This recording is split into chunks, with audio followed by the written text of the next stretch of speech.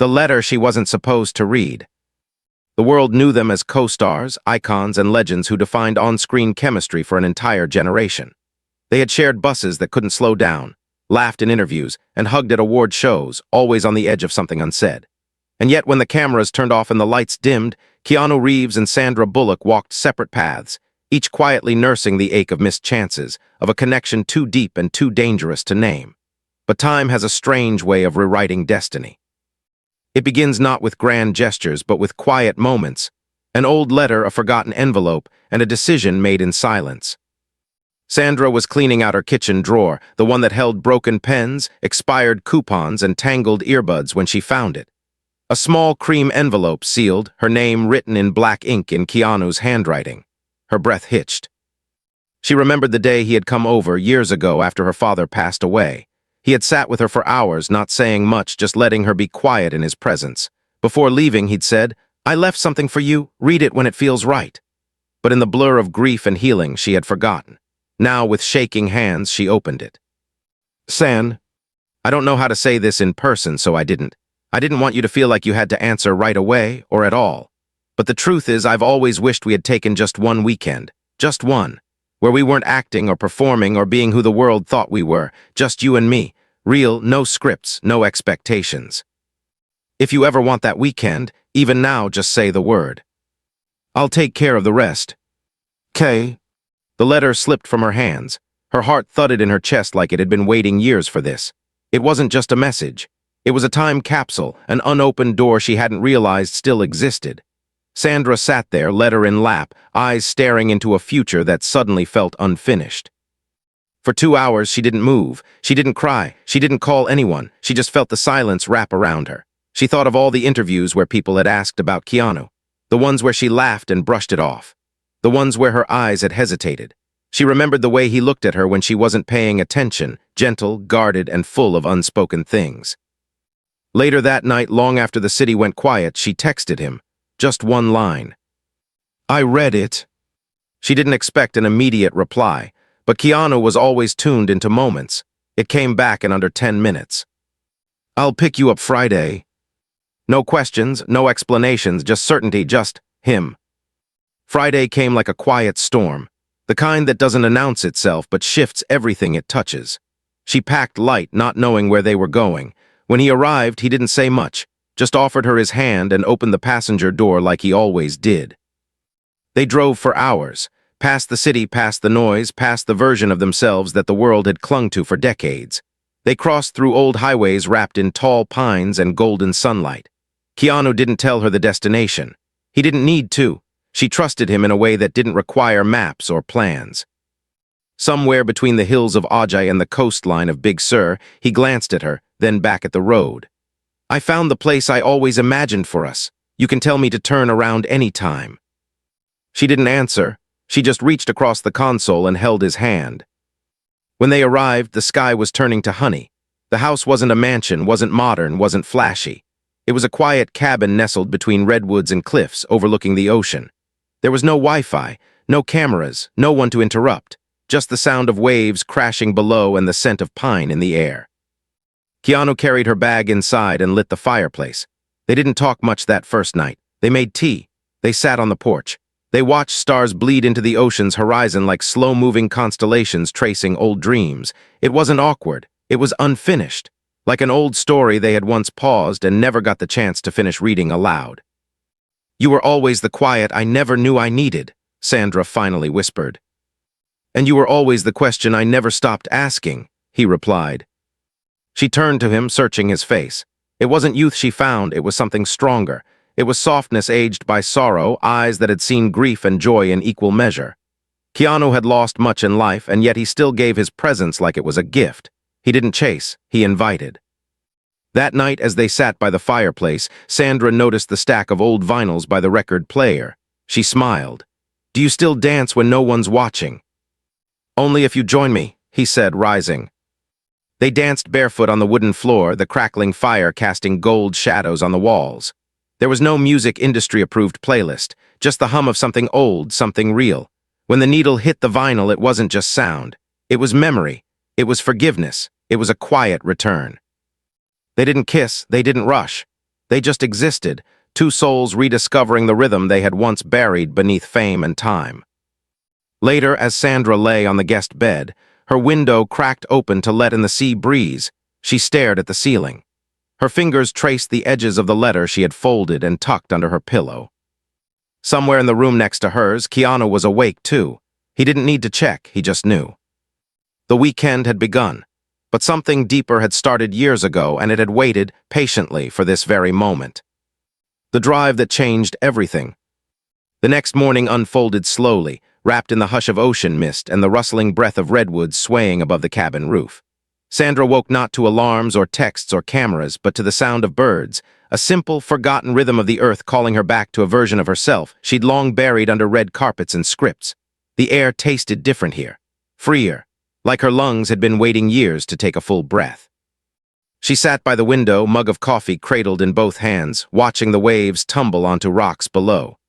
Keanu hadn't appeared yet, but she knew he was somewhere near. He was never far, he never had been. Not really. When he finally stepped onto the porch barefoot, his black hoodie drawn over his head and two steaming mugs in hand, she smiled without turning. He passed her a cup and sat beside her without a word, as if the silence had always belonged between them. And in that quiet moment, there was no celebrity, no past, no future. Just two souls watching the sea crash against the past and sweep it clean. "You still drink it black?" he asked, his voice scratchy with mourning. She nodded, "Like you ruined me for anything sweet in college." He smirked, "You ruined me for anything fake." The silence that followed wasn't awkward. It pulsed with something both comforting and unspoken, like a song they once knew by heart but hadn't sung aloud in years. Later, Keanu packed a picnic basket with care. He moved with a stillness that made everything feel intentional, placing napkins like they were origami, folding sandwiches like secrets between pages. Sandra watched from the door, arms crossed, amused. "You always did over-prepare." "And you always forget sunscreen," he replied without looking up. "I'm saving us both." They set off in his vintage black motorcycle, an old Triumph that vibrated with soul and stories. Sandra hesitated for only a second before swinging her leg over the backseat, slipping her arms around his waist, and resting her chin against his back like it was the most natural thing in the world. And maybe it was. Maybe it had always been. The road unfurled like a ribbon of memory. Coastal curves hugged cliffs, the sea roaring beside them like an anthem, like a witness. They passed forgotten gas stations, weathered mailboxes, and old diners with paint peeling like time. Every mile peeled back layers neither had realized they were still wearing. They didn't speak much as they rode. They didn't need to. Her grip tightened on sharp turns, and he responded with subtle tilts, guiding them like he had guided her through grief, through silence, through seasons when the world felt too loud and too empty. An hour later, they arrived at a hidden cove where sand met forest and no cell tower dared interrupt. A wooden sign, barely hanging by its nails, read, "No lifeguard on duty. Swim at your own risk." Keanu grinned, "Perfect metaphor for us." She chuckled, "You think we're still swimming? I think we never learned how to stop." The beach was empty, just the two of them, the basket and the horizon. Sandra slipped off her shoes, letting the cold sand hug her toes, while Keanu spread a blanket on the rocks. The wind tangled her hair and she didn't fix it. She didn't have to, not here. They ate in gentle silence. Grapes, cheese, almonds. He had packed her favorite, fig jam on sourdough, just like that afternoon in Florence when they had wandered the streets in anonymity, sharing one sandwich and pretending they were nobody. Sandra lay back on the blanket, hands behind her head, eyes tracing clouds. "Do you think we missed it?" He turned to her slowly. "Missed what?" "Our moment." Keanu's eyes didn't flinch. He looked at her the way he always had, like he was seeing something most people never bothered to look close enough to find. "Moments don't expire, San. They just wait." She blinked, her chest tightening against something ancient and unhealed. "I was scared. You were too good, too still, and I didn't know how to receive peace when all I'd ever known was chaos." "I never needed you to be ready," he whispered. "I just needed you to not run." And there it was, the weight she had carried for years spoken out loud. She had run, from love, from rest, from the one person who didn't ask her to perform. They sat by the tide until the sun dipped into the water like an ember sinking into ink. The sky turned bruised purple and soft peach. Keanu stood, brushed sand from his jeans, then reached a hand toward her. Come on, there's one more place. Where? You'll see. They hiked for 20 minutes through a narrow forest trail that felt like walking through a memory. The trees leaned in like old friends, the leaves whispering secrets in a language only time could understand. Sandra didn't ask questions. She followed him like she had always followed his soul, quietly, intuitively, completely. At the end of the trail stood a small wooden bridge. Beneath it, a stream wound through moss-covered stones, glistening under twilight. Keanu stopped in the middle and turned toward her. "This is where I came the night your mom passed," he said, voice raw. Sandra froze. "You never told me." "I didn't know how. I felt helpless. You were so far away, and I didn't know if you needed space or presence. So I drove up here and sat on this bridge for hours. I told the water everything I couldn't tell you." Her eyes shimmered. "Why didn't you come to me?" "I thought maybe I wasn't your safe place anymore." She stepped forward, reaching out slowly. "You've always been mine. I was just too hurt to believe I deserved one." He didn't move, let her words hang in the air like sacred truth. Then slowly he took her hand. No kiss, no sweeping music, just stillness. Just a man and a woman who had spent years circling a truth too powerful for Hollywood scripts and too fragile for public eyes. And in that moment, Sandra Bullock didn't feel like an actress. She felt like a woman who had finally come home, not to a place, but to a person. The secret behind the cabin. The night was colder than expected, but the chill in the air only made the fire inside the cabin feel warmer, more sacred. After the long day, after the beach, the bridge, the words finally spoken, they returned without a word. Not because there was nothing left to say, but because silence itself had become a kind of language, a mutual understanding that didn't need to be filled with noise. Sandra walked in first, her fingertips brushing along the wooden walls as if discovering them for the first time. Keanu stood behind her, watching her move with that same quiet reverence he always carried, like he wasn't just looking at her but witnessing something quietly miraculous. The scent of cedar and ocean clung to their clothes as she sat down near the fire, curling her legs beneath her, wrapping herself in a blanket she found draped over the armchair. He joined her, not too close, but close enough that she could feel the heat of his presence. For a few minutes, neither of them moved. The flames danced between them, casting golden reflections in their eyes, the shadows painting their faces with a softness that made them look like memories come to life. Then quietly, Sandra asked, "Why this place? You never told me how you found it." Keanu hesitated, the kind of pause that comes when someone is deciding whether to unlock a part of themselves they've kept hidden. Then he smiled, not with his lips, but with something deeper, something that lived in the corners of his eyes. "I didn't find it," he said. "I built it." She blinked. "You what?" He looked at her, expression steady. "This cabin, I designed it. I helped raise every beam, place every window, carve every joint, 10 years ago." She sat up straighter. 10 years you never mentioned." "I didn't build it for anyone to know about, not even you, especially not you. Back then I was too full of things I didn't know how to say, about my grief, about the chaos of the world, about us. So I found this land and I poured everything I couldn't tell anyone into it. It was my way of processing, of hoping." She was stunned, her hands, still wrapped in the blanket, gripped it a little tighter. "You built a sanctuary for a conversation we never had." "No," he said softly. "I built it for the moment we finally would." Her throat tightened. It wasn't the romantic kind of surprise that made hearts flutter. It was the soul-shaking kind. The kind that rearranges everything you thought was true. While she had spent years distracted by film sets and awards shows and broken dreams, this man had quietly constructed a safe place for a future that never came, until now. Keanu stood, walked to the shelf above the fireplace and pulled down a small wooden box. He brought it back to her and placed it in her lap. "Open it." Sandra hesitated, then gently lifted the lid.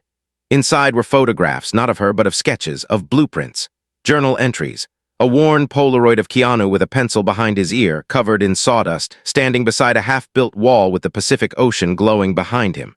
There were clippings of poetry, pages torn from books, and notes scribbled on napkins in his handwriting. "I called this place the Pause," he said, "because I thought maybe if life would just stop for long enough, we could find each other in the stillness." Tears welled in her eyes, hot and sudden. She clutched the box like it contained a second chance she hadn't known she needed. "Why didn't you ever show me this?" "I was afraid," he confessed. "Not of you, of what it meant if I showed you, because this place, it's the only place I ever let myself imagine a future." And now, she whispered, now I'm done imagining, I'm ready to live it. She didn't say anything at first. Her heart was too full. Her mind was racing backwards and forwards all at once, retracing every choice, every moment she had pushed him away because she was afraid of what it would mean to need someone like him. Because needing him would mean breaking the armor she had built from fame and loss and loneliness. But right now, in this cabin, surrounded by the ghosts of his hope and the ashes of their unspoken history, she wasn't afraid anymore. I want to see everything, she said, her voice trembling. Every corner, every room, show me what you dreamed. And so he did. He led her by the hand through each space, small, intimate, intentional. A reading nook with a skylight shaped exactly to capture the moon's arc. A small music room with a worn piano, untouched but tuned. A tiny kitchen with 2 stools, not 3, not 4, just enough for 2 people who needed nothing more. A bedroom painted in warm charcoal tones, with walls lined in shelves full of stories. And in the center of it all, a round stained glass window with no apparent reason or purpose, except for the fact that when the morning sun passed through it, it threw rainbows across the wooden floor. This is where I'd picture you, he said, pointing to a chair by the window. Reading, laughing, breathing. She stood silently for a moment, soaking it all in. You made space for me in a life I didn't even realize I was missing. Keanu didn't answer. He didn't need to. The air between them said it all. Later that night, they sat outside again, wrapped in separate blankets but closer now. Their shoulders brushed. Their eyes occasionally met and looked away and returned again, like waves testing the shore. What now? She asked. He took a breath, deep and honest. I don't know, but I know this. Whatever happens, I don't want to keep building things alone, not this place, not my life. The stars above them stretched wide, ancient witnesses to the conversation below. Sandra looked up, then back at him. Then let's not. And in that quiet vow, not of lovers, not yet, but of something deeper, they finally stepped into the story that had always been waiting. The morning she finally slept in. The sun had already begun to rise when Sandra stirred, not because of an alarm or a knock or the incessant hum of her phone, but because a golden ribbon of morning light had reached through the open window and kissed her cheek like a whisper. She hadn't meant to sleep that long. In fact, she couldn't remember the last time she'd allowed herself the luxury of waking slowly, without urgency or expectation. Her body had given in to rest, to stillness, to safety, and for the first time in years, she hadn't fought it. It was as if her soul had finally exhaled inside the walls of a home that had never been hers, but had always been waiting. She turned over lazily in the soft, earthy-smelling linens, the blanket cocooned around her shoulders, and saw that the stained glass window across the room had cast a kaleidoscope of colors onto the floor. Reds and ambers and deep sapphires danced like spirits on the wood. Keanu was nowhere in sight, but she could hear the soft rhythm of acoustic guitar drifting in from somewhere beyond the bedroom, untrained but tender, fingers finding chords not from perfection but from memory. She didn't rush to get up. She lay there, eyes open, watching the light shift, feeling something open inside her that she had long ago sealed shut with locks of responsibility and fear. When she finally emerged, barefoot, hair tangled, wearing one of the oversized flannel shirts Keanu had left folded on a chair, the one that smelled faintly of cedarwood and wind, she followed the music down a short hallway. There, in the open kitchen, he sat on a bar stool by the counter, guitar on his lap, playing to no one in particular. He looked up when he saw her and gave that quiet smile she had once admitted to Ellen was the only thing that could melt her heart without trying. "Good morning," he said gently, setting the guitar down. Sandra crossed her arms over her chest, her voice still heavy with sleep. "I slept." He nodded, like someone who finally stopped running. She walked toward the kettle, poured herself a cup of the tea he had already prepared without asking, chamomile with a slice of lemon, the way she took it in winter, and leaned against the counter, eyes narrowing at him. "You're not real." Keanu tilted his head. "What do you mean?" "I mean you built a cabin for a future you weren't even sure I'd show up to. You made tea like it's 1997. You listen more than anyone I know. And then you play a guitar badly but still make it sound like a love letter." He chuckled. "That's a dramatic way of saying you're well-rested." "No," she said, her voice dipping low, sincere now raw. "It's a dramatic way of saying I think this is the first time in a long, long time I've felt safe enough to be nothing." He didn't move, he just looked at her, eyes full of gravity and grace. "You've never been nothing, Sandra." I know, she said, but I've spent so much of my life being something to everyone else, a star, a headline, a symbol, a pillar, that I forgot how to just be. Here with you, I'm not performing, I'm just breathing. He came closer but didn't reach for her. He always let her choose the space. Then let's make this our breathing room, no expectations, no timelines, just days, one at a time. She nodded slowly, lips pressing together as if sealing a promise between them. The rest of the morning was slow, intentionally slow. They made pancakes from scratch, laughing as flour dusted the floor. He burned the first batch and she teased him mercilessly, throwing a blueberry at his chest. They cleaned up together, rinsing plates while humming 80s ballads. They spent hours reading from the shelf he'd curated, trading pages out loud, voices tripping over old sonnets and forgotten parables. And when the afternoon sun started to dip low enough to warm the porch, they carried 2 chairs outside, sat facing the ocean, and let the hours stretch like taffy. Sandra turned to him as the wind pulled strands of her hair across her cheek. Did you ever stop hoping I'd come? Keanu stared at the horizon, voice low. Hope never really leaves, it just gets quiet. Mine wasn't quiet, she admitted. Mine screamed in hotel rooms, on movie sets, behind sunglasses. It screamed when I won awards and still felt empty. It screamed when I saw your name pop up on a text and I couldn't bring myself to open it. I heard it, he said, still not looking at her. She glanced over. How? He finally turned, because mine was screaming too. They didn't touch, they didn't cry, but the confession sat between them like a lighthouse, steady, present, guiding them through waters they hadn't dared sail for years. Later, as night crept in again and stars dusted the sky, they cooked dinner together, roasted vegetables, simple pasta, wine from a bottle with no label. They ate by candlelight not because it was romantic, but because the power flickered and neither of them cared to fix it. They didn't need more light. They had each other. After the meal, Keanu reached into a drawer and pulled out a notebook. He placed it on the table and slid it toward her. What's this? A journal, he said. From the first year I built the cabin, I wrote you letters in it, pages and pages I never sent. Her hands hovered above the cover like it was something sacred. You want me to read them? He shrugged. Only if you want to know the truth of how long I've been loving you from afar. Sandra swallowed hard and pulled the journal close. She opened it slowly, reverently, and began to read. The pages were filled with scrawled ink, raw thoughts, quiet fears, hopes drawn with trembling hands. There were days where he missed her laugh, entries about dreams he had where she sat beside him at this very table. There were poems about grief, about time, about the weight of silence.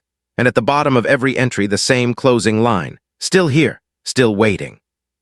She closed the book, overwhelmed. You're not waiting anymore, she whispered.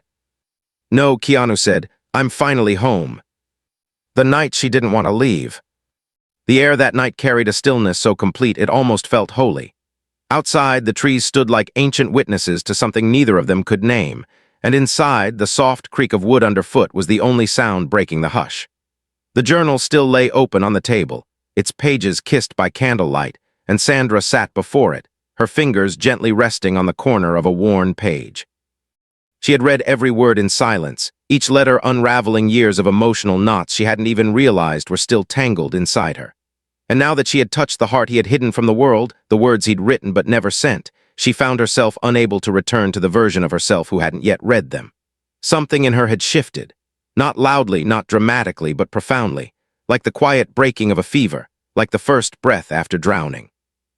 Keanu sat across from her, his elbows resting on the table, his eyes quietly watching her but never pressing, never needing more than she was ready to give. He had always known how to hold space without occupying it, how to make her feel safe without taking control. And in a life built on performance, that kind of presence was the rarest gift of all. She finally looked up from the pages, her eyes soft, not from sadness but from being seen. I don't want to go back, she said quietly. Her voice didn't tremble, it was firm, clear, honest. I don't want to return to the noise, to the pretending, not after this, not after you. Keanu didn't smile, not in the way most people expect smiles. But his expression deepened, his gaze softened, and his whole body seemed to relax, like he'd been holding his breath for years and had finally been given permission to exhale. Then don't, he said simply. Stay. And yet beneath the warmth of that invitation, reality loomed like a shadow waiting at the edge of the firelight. Because life, as it always does, was waiting. There were contracts, appointments, publicists, interviews lined up for weeks. She was a household name, not just a person. And though she had come here with the intention of staying only for a weekend, the thought of leaving now felt like walking away from the truth in her own chest. She stood slowly and walked toward the window, arms folded across her chest, eyes watching the moonlight shimmer across the water far below. "I've spent so much of my life building walls," she murmured. "But this place, it's not a wall, it's a door." Keanu rose but didn't approach. He stayed near the table, giving her room to think, to unravel her own knots. "I didn't build it to trap you," he said. "I built it to offer you a way out of everything that ever made you feel like you had to be anything other than you." She turned to face him, her eyes wide, shimmering. "Then what happens if I walk through that door?" He paused, then said gently, "Then I'll be on the other side, waiting, not to rescue you, just to walk with you, wherever you go next." She looked at him for a long time, not like a friend, not like a co-star, but like a woman standing in front of a man who had once been a possibility and was now becoming a promise. She crossed the room, slowly, carefully, and stood in front of him. "Tell me something true," she whispered. He didn't flinch. "You were never too late, I was just always early." And then, finally, she stepped forward and rested her head against his chest. He didn't move to kiss her. He simply wrapped his arms around her as if he'd been waiting his entire life to do just that. In his embrace, there was no hunger, no urgency, only peace. Like two souls had found a rhythm deeper than time. She stayed there, nestled into his heartbeat, her fingers resting gently on his side. She wasn't just leaning into him. She was surrendering to every moment she had denied herself. The rest of the night blurred, not from wine or exhaustion, but from the overwhelming stillness that wrapped around them. They didn't talk much. They didn't need to. She cooked dinner barefoot in the kitchen while he cleaned the porch. They lit candles without turning on a single overhead light. They played old vinyls and danced again, slower this time, cheek to cheek, their bodies swaying as if the world outside had paused just for them. At one point, Sandra stepped out to the porch alone. The air was cool but not unkind. She stood barefoot, arms wrapped around herself, looking at the stars, not the ones from magazine covers or billboards, but the real ones. The ones that had watched her grow, fall, and rise again. Keanu joined her minutes later, not speaking, simply placing a soft blanket over her shoulders and standing beside her. "I used to dream about moments like this," she said after a long silence. "And now, I don't want to dream anymore, I want to remember." That night she didn't return to the guest room. She didn't even ask. She simply followed Keanu to the main bedroom, their fingers intertwined like music and lyrics finally meeting. They lay on top of the blankets, fully clothed, face to face, whispering memories, telling truths they had both buried under red carpets and years. There was no rush, no expectation, just presence, just breathing. She fell asleep with his hand in hers and her cheek pressed against his shoulder, not because she was tired, but because she finally could. And for the first time in a lifetime, Sandra Bullock didn't fear the morning. Because when she opened her eyes, she knew she wouldn't be waking up alone, not in body, not in heart, not in soul. And as for Keanu, he stayed awake a little longer, watching her sleep, brushing a strand of hair from her forehead, whispering a silent thank you to the universe for giving him this moment, this woman, this quiet chapter that had waited so long to be written. The moment that changed everything. Morning came with the scent of pine and ocean drifting through the window, but it was the sound of Sandra's quiet laughter that stirred Keanu from sleep. He opened his eyes to find her sitting on the edge of the bed, barefoot, her hair wild with sleep, holding a steaming mug of coffee with both hands. Her face was bathed in morning light, soft, unguarded, and there was a brightness in her expression that hadn't been there days ago. It wasn't the smile of an actress used to pleasing people. It was the smile of a woman who had finally remembered what it felt like to be truly seen. "You talk in your sleep," she teased, taking a sip. "Something about a raccoon stealing your sandwich." Keanu rubbed the sleep from his face, chuckling. "It was a traumatic camping trip, I'll tell you one day."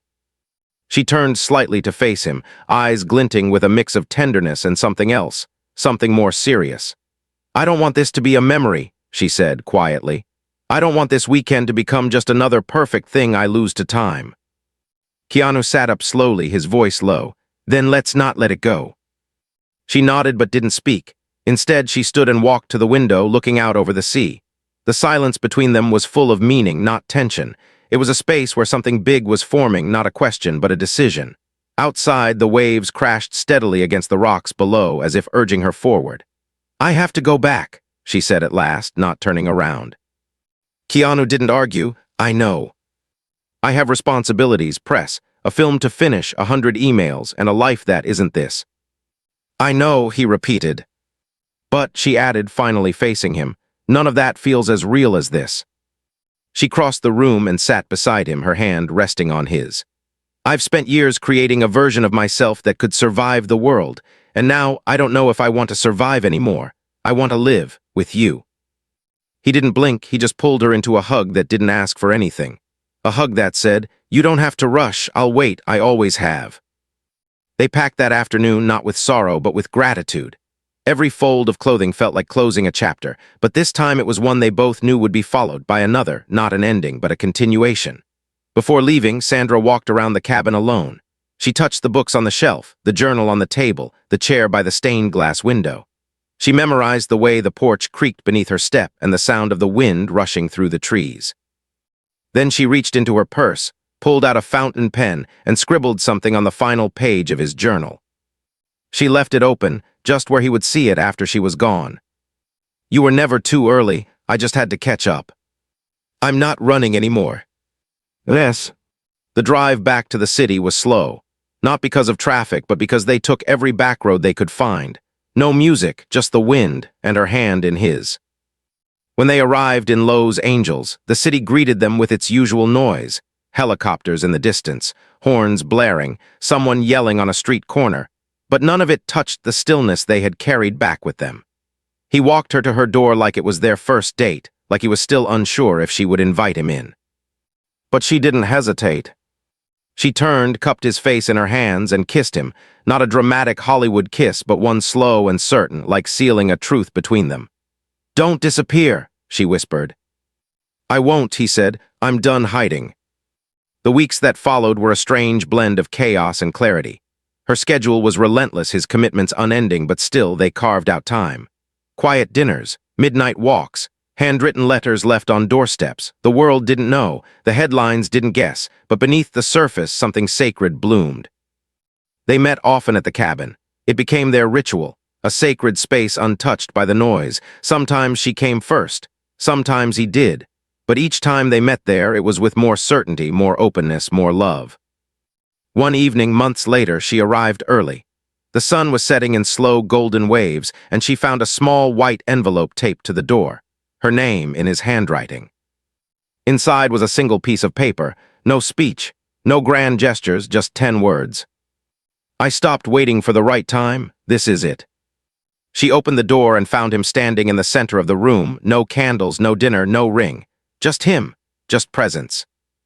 I didn't bring flowers, he said, his voice soft. I just brought me. She dropped her bag and walked toward him. No speeches, she whispered, smiling. No need. That night they danced again, no music this time, just the sound of their breathing, of laughter, of promises kept in silence. And when they lay down together beneath the skylight, watching the stars stretch far beyond them, she turned to him and said the words that had waited years to be spoken. I'm home.